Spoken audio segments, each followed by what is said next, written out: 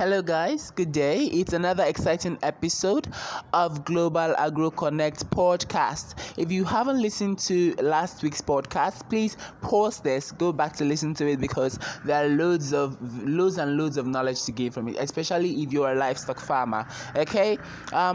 Back to the interesting podcast. I am Phillips Joshua and this is episode 13 of our podcast. Please do well to subscribe as well as click on the like button. Today the topic is 10 profitable agribusinesses requiring less capital and yet have a good market value. Okay? 10 profitable agribusinesses that requires less capital but with good profit potential. Now on the number 10 of them is maggot farming. Maggot farming is really, it's actually growing to become a $1 million business currently, especially for those who have practiced it or who are practicing it on commercial basis. Several of them who are dealing with black soldier fly maggot production to substitute protein content. Maggot farming has turned into a $1 million business currently. Several people in South Africa have actually set out maggot farms where they actually deal on just maggots and produce maggot meal for livestock feed. Several of them have also gone into basically housefly maggots, and we have Nigerian farmers who are doing this to cut down their cost of feeding their livestock by close to 75%. So maggot farming has great potential, and the most interesting part of this is you can start maggot farming with as little as 5,000 naira, basically to get your net, to get your bowls. That's all you make use of, and your multivitamin which you use to increase their size. Basically aside that, you basically do not need any other thing for maggot production. They are fly larvae. Flies can lay anytime if you place the right attractant and the right substrate for them. Maggot farming can also be done anywhere, especially if you are dealing on odorless maggot farming. It can be done anywhere, and like I said before, it has a great profit potential. Okay, moving over to number 9. On number 9, we have hydroponic fodder production. Hydroponic fodder is actually grass. Basically, I call it grass because they look like grass basically, but they are used to feed livestock.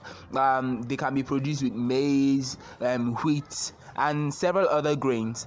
Most livestock farmers, especially those that are into piggery, sheep and goat, rabbitry as well, and cow, all go or have need deep supply and daily supply of hydroponic fodder, since it can cut down the cost of livestock feeding as well as being very affordable. The competition in the business is also very, very low. Just a few people happen to go into this, and it's less stressful. It is really, really less stressful, and it does not require huge amounts of money. All you need is your grains and your tray, probably a plastic tray and a place to place it to get started. And funniest still, hydroponic fodder gets mature within a very short period of time, and it has large content of plant nutrients in it, which makes the demand very, very high. Demand is very high, especially by livestock farmers.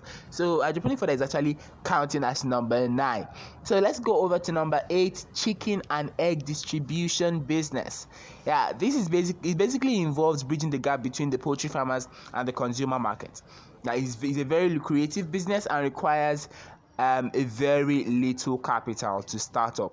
Basically, you are just an off-taker going to probably during festive period, you buy chicken in large bulk from a farm and you have market to resell to. Basically, you buy eggs and you supply to people. That's basically what this is. And severally, if you have a good relationship with the farmer can actually give the eggs to you or give the chicken to you, not by all payment. Okay, probably you can pay partly, then while you're done selling, you pay the rest. That's if you know you have a good relationship with that farmer. The farmer can actually choose to do that for you. Okay, basically on the eggs, very well. I've seen some who do that, actually, for those who have good relationship with them. So that basically doesn't require large amounts of capital. And seriously, there is still demand for eggs. There is high demand for poultry eggs. There's always high demand for it, especially yellow yolked eggs. Those are actually selling very well in the market currently, and they are really, really, really profitable. It's a really profitable venture. Now on this number 7 of top 10 agribusinesses requiring less capital is vegetable business. Those of our farmers who are into vegetable business are really making loads of money. Loads of money. I was watching a documentary few days ago. It's probably basically a news show, but it was stationed in as a documentary, Nigerian documentary for vegetable farmers. And the man said he started his vegetable farm with just 2,500 naira. Okay, and guess what? This 2,500 naira business has actually started earning him over 100,000 naira weekly.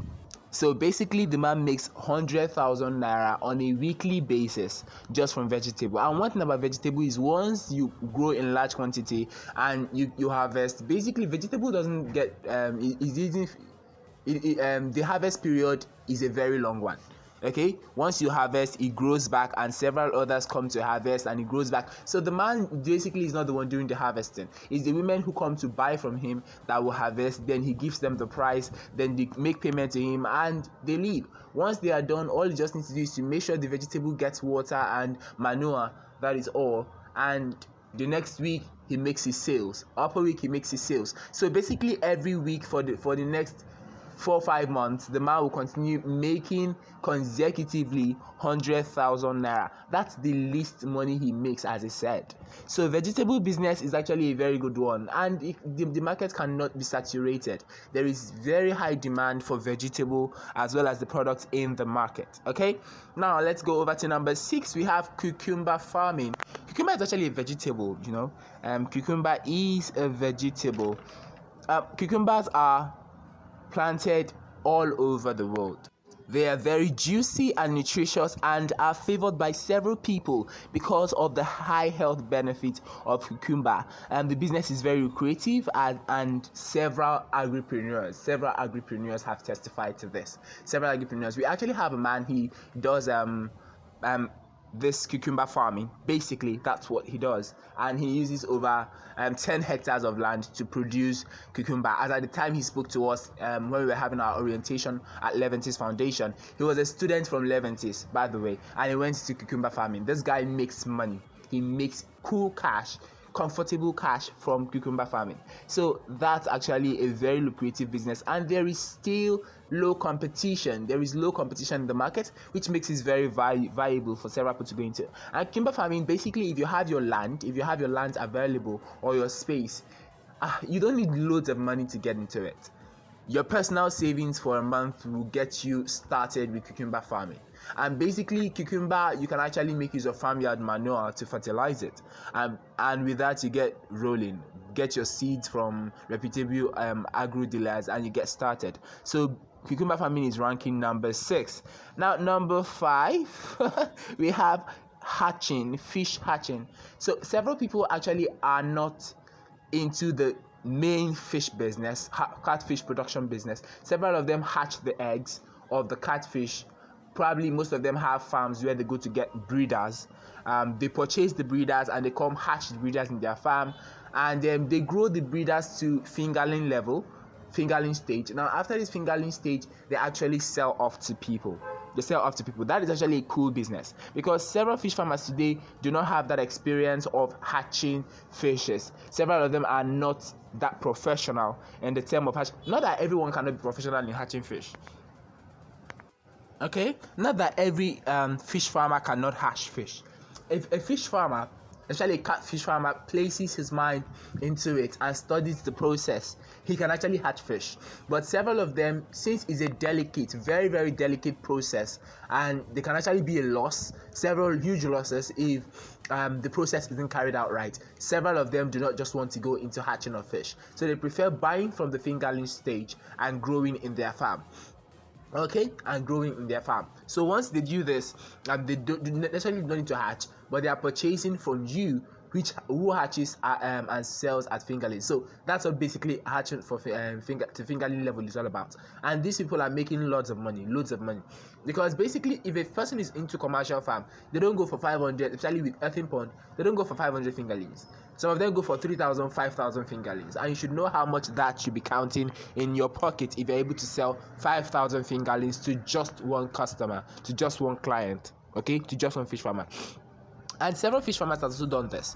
Several of them hire experts. Okay, they hire the knowledge of experts who are into hatching fish as a business. Now, once they hire that person, they get the person to their farm. That farm already has a hatchery, a stable hatchery. But since the fish farmer cannot hatch it, what he just does is to hire the professional. The professional comes to hatch and watch it for over that period. Once the fish is hatched and is in good condition, the professional's job is done, and the person goes back to his daily business, probably to help another farmer or to work for another farmer, and he gets his pay. So if you want to go into that, fine. Just hatch fishes for people, get your cash, and you flow. Hatch for another, get your cash, you flow. That's actually under the same hatching procedure, is under the same fish hatching business.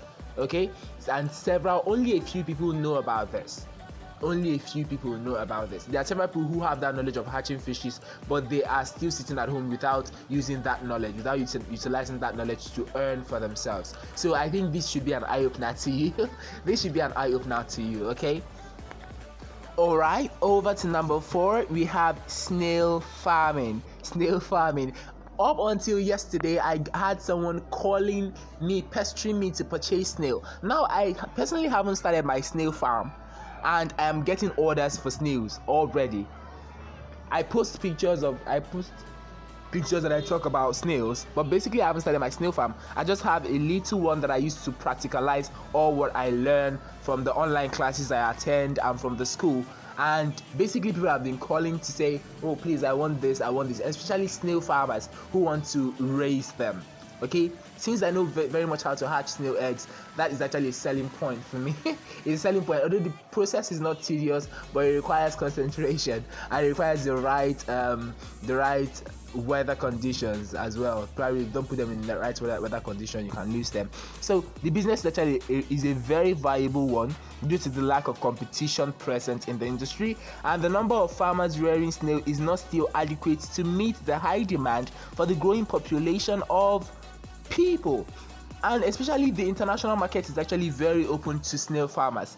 Okay, the international market is really open because there is high demand both from the local market and from the international market, and you can source for snails from either villages or buy from farmers to rear and also to sell, and you make the most profit out of it. You make your profit out of it. On to number 3, we have mushroom business. This is actually something I have not seen several people talking about. At least to some extent, I would say I've seen people talking about fish farming, I've seen people talking about snail farming, but it's on rare occasion that I see people talk about mushroom farming. Because basically when I'm in the when I was actually at my hometown, that is when I eat mushrooms a lot, and these mushrooms have high nutritional value to human health. It has high nutritional value to human health, and basically I don't see people talk about it. Since I've been taking courses online, and since I've been teaching people, only a few, probably 2 times since this year or since last year, that I've heard people talk about mushrooms, and this is just from a post someone put up about mushroom training. Aside that, I haven't actually delved deep into the topic, and still I know that business is really viable. There is very high demand for mushrooms both within and outside Nigeria, and this has made the business a very viable one. The good thing is that mushrooms take just few weeks to reach maturity period.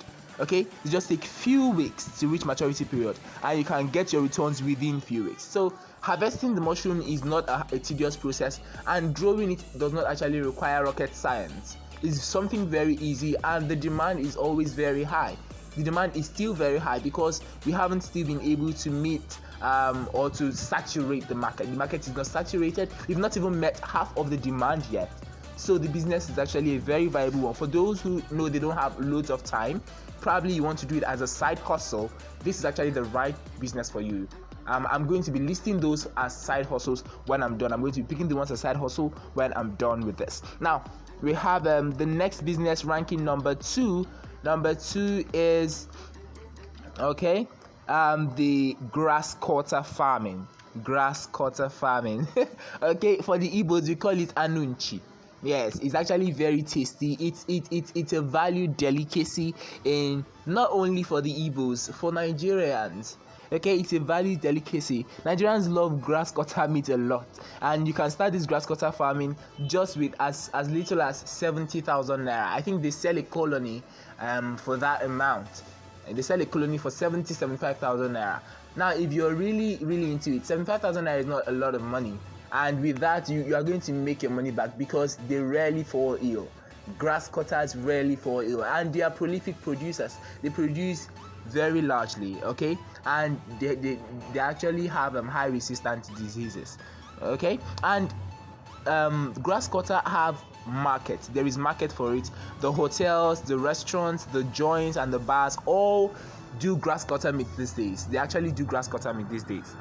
Most of them use it to produce delicacies, and even personal homes, personal consumers. I've actually, while traveling some years back, I've actually gotten to a part where I saw men come out of their cars. These are people whom from their car, look of their car, you actually know they are big people, and they come out and they patronize people who sell this bush meat, the roasted one, on the road. Probably, I think probably is at Ore side, towards the eastern part of Nigeria. You will see those who sell it, and people patronize them. But the patronage on those people is actually a lot. So imagine you're going into that business and you're going into it professionally. You make you have your good market. How would I say it? You have your good market research done, and you know how to sell it off. There is huge amount of money to be made from grass cutter business. And onto the last one, which is number one, we have bee farming. Bee farming basically can be started with as low as 10,000 naira. Okay, especially for those who live in areas where you have fruit trees. Okay, let's say in your hometown, or probably in your house, you're living in a place where the back of your house is covered with bushes, and you basically have mango trees, banana trees, let's say that, you have orange trees, you have cashew. That is actually bee farming calling out to you. He's telling you, come tap honey from me. And basically, some people have been overlooking this. Even I myself, until I got to school and got the little exposure I got, that was when I realized that bees can be gotten from anywhere. It's just for you to set the trap for them. Bees come to fruit trees, just that we don't know about them, and most of the times we do not see them. But setting the right attraction for them and the right home, creating the right home and habitat for them, can actually pull them over to give you the honey you desire. Okay, starting honey, most of them has gone into, most people who have taken this opportunity have gone into the honey supply business, and they've seen that it's very viable, and you need just a little amount of money. Creating your APRE and your honey boxes, your bee box, is actually very it's easy. Especially there are people who create that, and they use just little material, wooden boxes, and they have it made for you. They have that constructed for you, and all you just need to do is to know how to place it and know the strategic points to place it to attract the bees. Okay, and even honeycomb is being sold now, and there are several products that can be gotten from honey, which you can even go into processing, supply and processing of honey, and that can actually serve as your business, and you're making huge returns yearly. So these are the top 10 businesses. Now, I mentioned that I was going to be listing those which you can do as a side hustle, meaning that basically you can be keeping your 9-to-5 job and still be doing the businesses to make money. One of them is the snail farming. Snail basically do not require 100% attention, especially if they are in the right habitat. If they are in the right environment, if the right home is created for them, they basically do not require your 100% attention. One checkup in a day is enough to keep your snails healthy. If you have their food and their water in the right condition, the temperature and the environment in the right condition, your snails are ready to thrive. Second of them is hydroponic fodder. Hydroponic fodder basically gets mature within days, and if you are doing it in such a way that the farmer comes over to buy, let's say over the weekend, he come over to buy the hydroponic fodder. If you're keeping your 9-to-5 job and you sell it on Sundays, basically it's actually a side hustle for you, and you're making your money. Catfish hatching business. Yeah, if you are doing it in such a way that in the contract as a contract catfish hatcher, let's say you go over to farms to help them hatch. You can schedule that for the weekend, and you go over to people's farms on the weekend. You help them hatch. Then over in the evening after work, you go checkmate them and give those people tips on how to keep them in good condition, and you get paid. Okay, so we've talked about hydroponic fodder, snail farming, as well as catfish hatching business. Okay, honey production is an amazing side hustle. So we've mentioned 4 of them that can be taken as a side hustle. So like I'll say, no dull yourself. There is money in the agricultural sector, either as a side business or as a full-time farmer.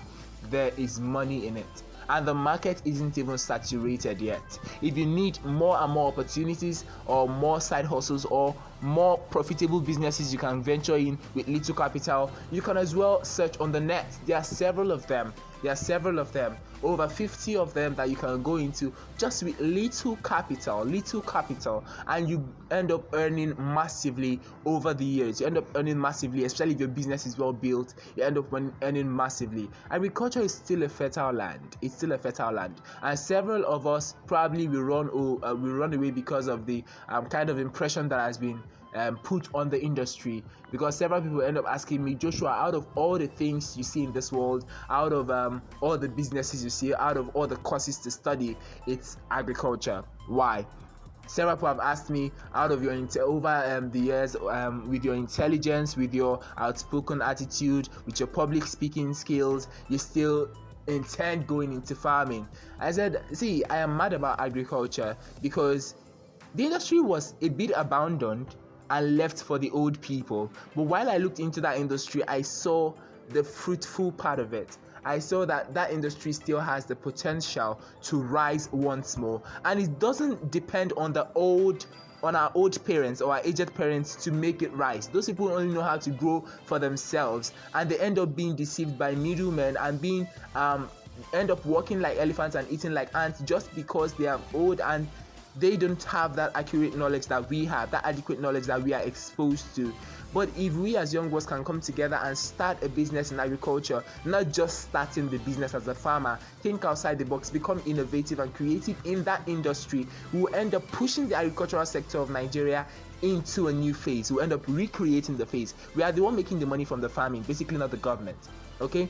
And if we want to create a change, we should leave the government out of it and focus on it as our own business, as our own industry, as our born business. And if we do this, we can actually earn a lot. We can earn a whole lot from it. Okay? That's the end of this podcast. I spent 22 minutes already. That's the end of this podcast, and I want to say thank you very much for sticking with us and listening. And please do not forget to subscribe. Click on the subscribe button, please, and click on the like button if you got any value. And if you know anyone who is actually looking for a side hustle or an agribusiness to venture into with a little capital, you can as well share the link of this podcast to that person, as the person will live to thank you for it later. Thank you very much. Thank you so much for listening, and this is goodbye. And do not forget, follow us on social media, Facebook and Instagram at Global Agro Connect. Bye.